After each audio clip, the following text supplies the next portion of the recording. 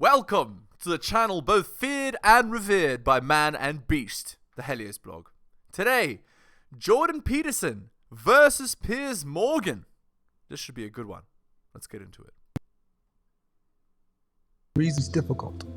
Women are not accepting the bare minimum. Women fuck men they respect. All the women who say things like, I'm strong, independent, I don't need no man, like, y'all impress me. Women just gaslight each other and say what they want to hear.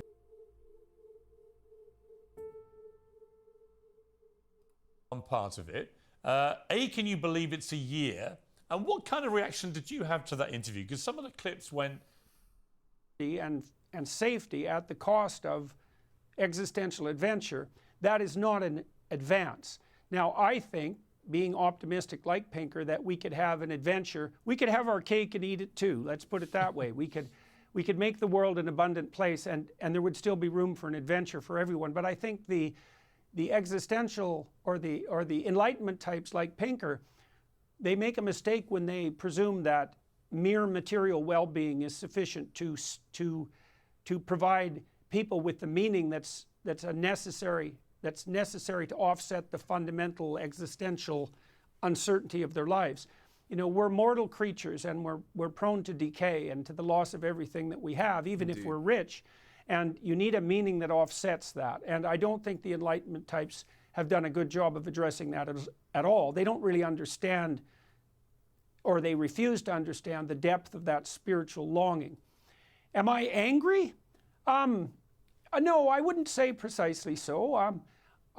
I'm upset at many things that I see. I think the net zero move is a travesty in 5 different dimensions. I'm absolutely I've never heard of it. appalled that the globalist utopian elitists would sacrifice the poor to save the planet, especially when there's no evidence whatsoever that they're actually effectively saving the planet. And we could take Germany as a case in point there. Indeed. And I would say the UK to some degree. But I'm fundamentally optimistic. I think that human beings can solve any problem that's set in front of them. And this is also another place where I think the apocalyptic utopians have got something seriously wrong. Like, they basically take a zero-sum approach to economic analysis of the world. We have finite resources. There's only room for a certain number of people. And so, of course, that begs the question of what in your world you're going to do with all those excess people. Right. And there's another thing. That's not to take into account technological advance because, you know, let's say 1,000 years ago, the Earth could not support billions of people, right? So as technological advances happen, more people are able to be supported. So who's to say that that couldn't occur in the future? Of course it could. And we have to move towards degrowth, or there's going to be an apocalypse. And I think everything about that set of presuppositions is wrong. I agree. We don't live in a zero-sum universe. The apocalyptic Just build tall instead of wide. There are many countries that aren't even tall right now. So every country could build tall instead of wide, and already we would have, room for a lot more people, right? And when I say build tall instead of wide, I mean, if you think about cities like Hong Kong, right? There are many, many high-rise buildings, and many people live upwards, not spread out wide over area, right? So countries that have wide swaths of land, like the United States, if the land were to be converted into tall instead of wide growth style, it could support many more people, right? And that applies to every country. Outcome that everyone's predicting isn't necessary. And the more fundamental truth of the matter is that if people adopt subsidiary responsibility, and we could get into what that means, and we organize our social hierarchies effectively and generously, we could make the desert bloom. We can make much out of virtually nothing. And human beings have that capacity because we can transform cognitively. And there's no reason to assume at all that we couldn't have more than enough for everyone. Now, that would mean those who want more for themselves than for other people would have to let go of that essentially power-mad desire, and be willing to share and be willing to raise the poor out of poverty. And of course, doing so decreases the gap between rich and poor, and that's very annoying if you're narcissistic and rich. Indeed. You spoke last night, actually, at the Buckley Institute in New York, And you said something really interesting to me. How do you have the adventure of your life? You asked the people there, including many students. And your answer was, tell the truth. And then it's so bloody interesting and engaging and exciting that it justifies the misery of your existence. What can I tell you? There are great books. Read them, ignore your professors. I did love that because actually there is a real power, isn't there, to the truth, particularly in this era. In 2023, telling the truth? Oh, man. Yes. Indeed. The difficulty of our time is what? Is the war with the truth, right? There are people trying to obfuscate the truth, to hide the truth from you. And should you fall prey to those false messages? Well, that's it. I think when there's so much untruth and disinformation flying around, actually being true to yourself is probably the most powerful thing you can be, I think. Well, you can think about that in two ways. I mean, the first way is, who are you if you lie? You're exactly. Now, I would say, well, you're false if you lie. That seems self-evident. If you're false when you lie, then who are you? You're not you. And so then whatever happens to you when you lie, that isn't happening to you. And the theological view of that is that whatever happens to you when you lie is happening to the spirit of the lie, right? And the spirit of the lie, classically speaking, is a demonic spirit. And so whatever success you accrue as a consequence of lying isn't your success. It accrues to the demonic spirit that you have become as a result of that lie. Interesting. It accrues to the glory of the spirit who lies. And that's a very bad idea. But then as well, the adventurous element of the truth is associated with the following idea. I mean, I could come on this interview, let's say, and I could have been thinking this morning, well, what in the world do I want to accomplish if I get to talk to Piers Morgan? I'm going to talk to several million people. How can I grow my brand? How can I use this opportunity to ensure that people feel better about me or admire? Right, exactly. That's the narcissist perspective, right? I only care about me. I don't care about enriching the lives of other people. I don't care about telling the truth. I don't care about, you know, what the people will learn or take from me. All that I care about is me, me, me. And obviously there's something very wrong with that, obviously. Admire me more, something hypothetically self-serving, eh? But it's not self-serving exactly. It would serve a very narrow part of myself. It would serve the narcissistic, self-aggrandizing, right, exactly, whim-oriented, hedonistic element of myself. And maybe I would confuse that with myself, but that would be foolish. Indeed. And then maybe I would get what I aimed at, and I'd have an impressive conversation with Piers Morgan, and that would redound temporary to my glory, and I would walk away satisfied. But the problem with that is it's a stupid goal. Indeed. And if I attained it, that would just make me successful at being being foolish and narcissistic. That's right. And ultimately what Jordan is saying, it's very much how the world works in 2023. People are trying to attain the goal of being this selfish, narcissistic garbage, not trying to help each other, not trying to go towards a positive future, just lying and obfuscating the truth. And obviously, that's wrong. And the consequence of doing that repeatedly would be that I would become more and more foolish and narcissistic. And there's no success in that. Even if I got rich doing that, I'd be rich and pathetic. And right, that's not helpful. And right, alternatively, I could come on here and I could just try to say what I believe to be the case. And then that would be me. And it would be the truth, and then I would be aligned with reality, which right, seems like a good idea, you know, because... Well, here's the thing. Ultimately, what Jordan is highly courageous. And that is something to look up to. He is highly courageous. And we could all aspire to be a little bit more like that. If it's you against reality, like, good luck to you. But there's more to it, Piers, because... See, if I want to come on to your program saying, just say what I think, I have to throw caution to the wind. I can't be calculating the outcome. I can't be, like, what would you say, referring to an opinion poll and telling people what they want to hear. I just have to lay it on the line. And Right. to do that, I have to let go of the outcome.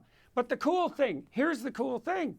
If you let go of the outcome, you don't know what's going to happen. And then, So it's an adventure. Indeed. So telling the truth leads to a more fun life, effectively. Interesting. and that's so interesting, really, that it's almost unbearable. And that is definitely something so interesting that it's almost unbearable. That's an adventure. And then you get to have an adventure. And then you think, wow, well, this is so interesting. Maybe it's worth sticking around for and trudging through the misery just to see how it ends.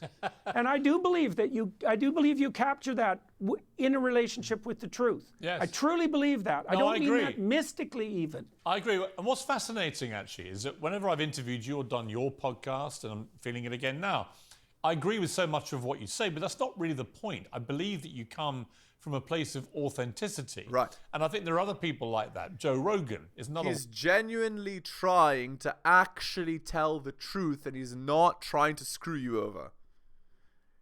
He might say some things you don't want to hear, but that doesn't really matter, right? The medium is the message. one that I watch him. I don't always agree with him, but I always feel he's authentic in a different way and to a lesser degree. But I think the point's the same.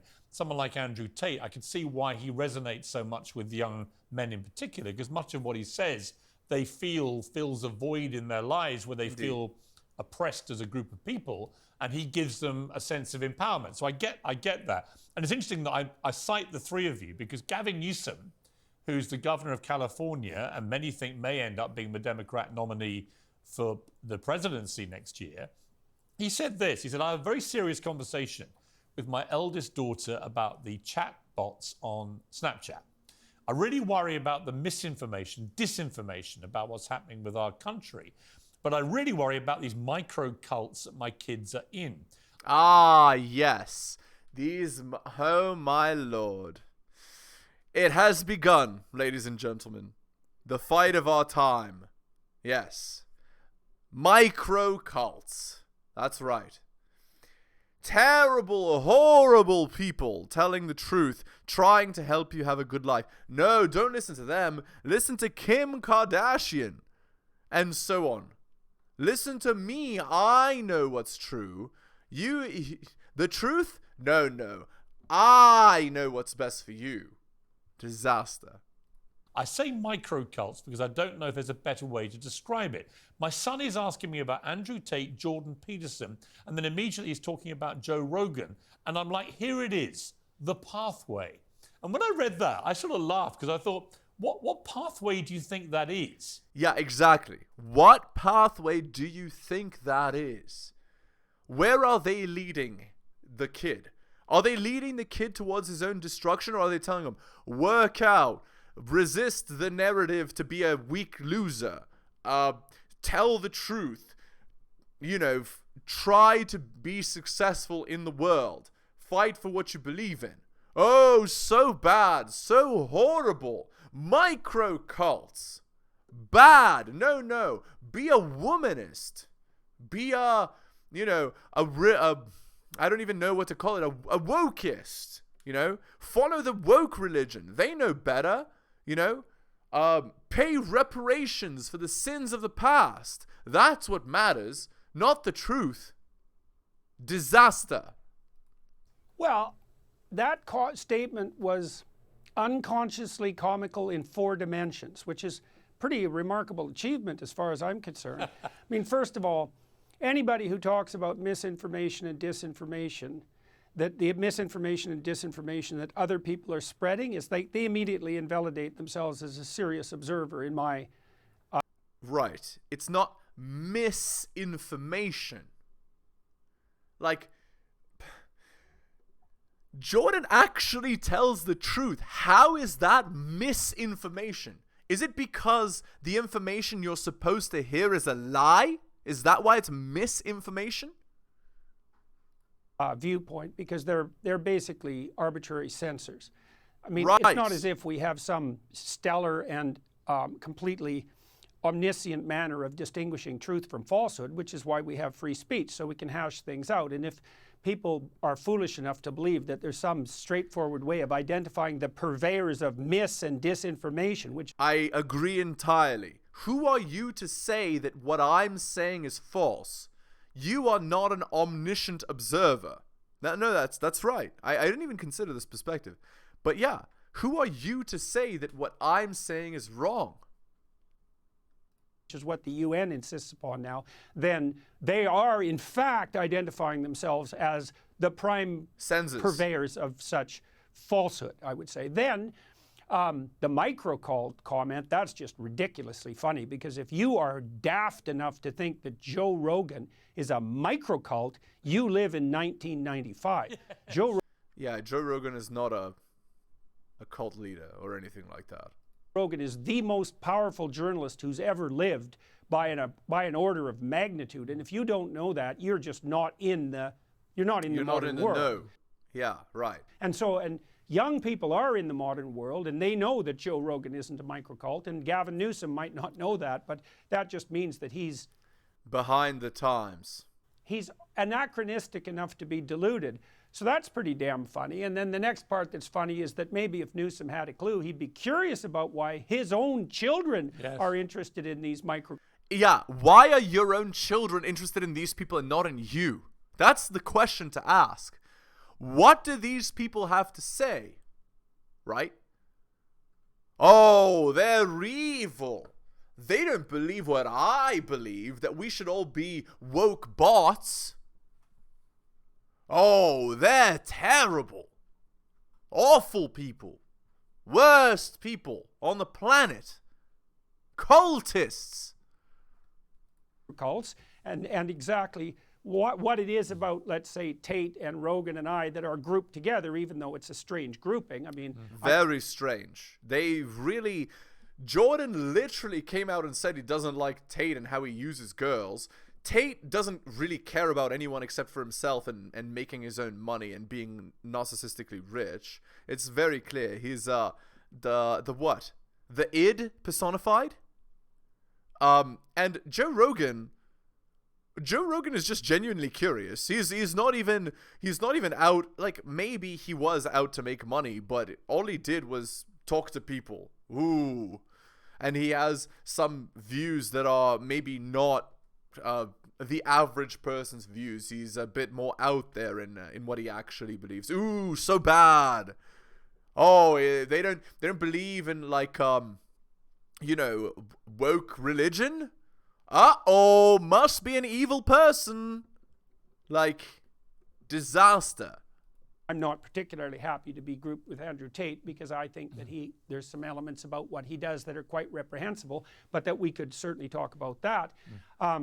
Right, and also, Jordan doesn't disagree with everything that Andrew says. He disagrees with the parts of what Andrew says and the parts that Andrew is that are bad. He disagrees with those, but not with everything. It's, what's the phrase? It is the mark of a wise man that can entertain a thought without accepting it. But there's also, just because a person, like, says one bad thing, or one thing you don't agree with, or has one view you don't agree with, doesn't mean every single thing they've ever said is wrong or bad. So, anyway, let's continue.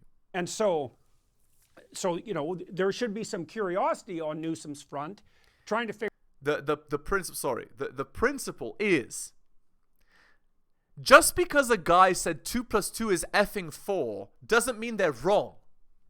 If you don't like the word effing in there, you can say, I don't like that this person says effing when they're doing their calculations. But their calculations are good.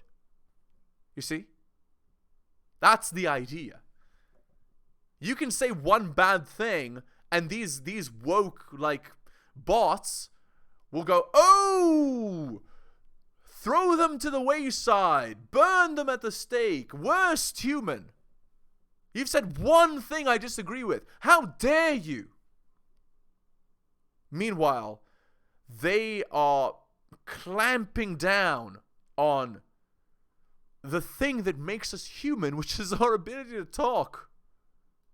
Well, I'm joined again by Jordan Peterson. Oh, sorry, The reason you went don't back. do that in part is if that becomes the norm, it will 100% come to visit you and your loved ones. So, you know, when you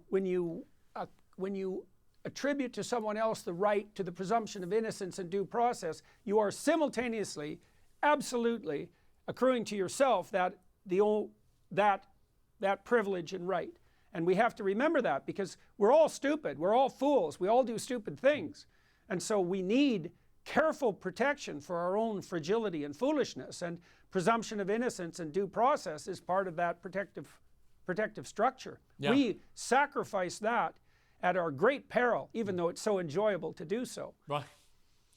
Did you see the Barbie movie?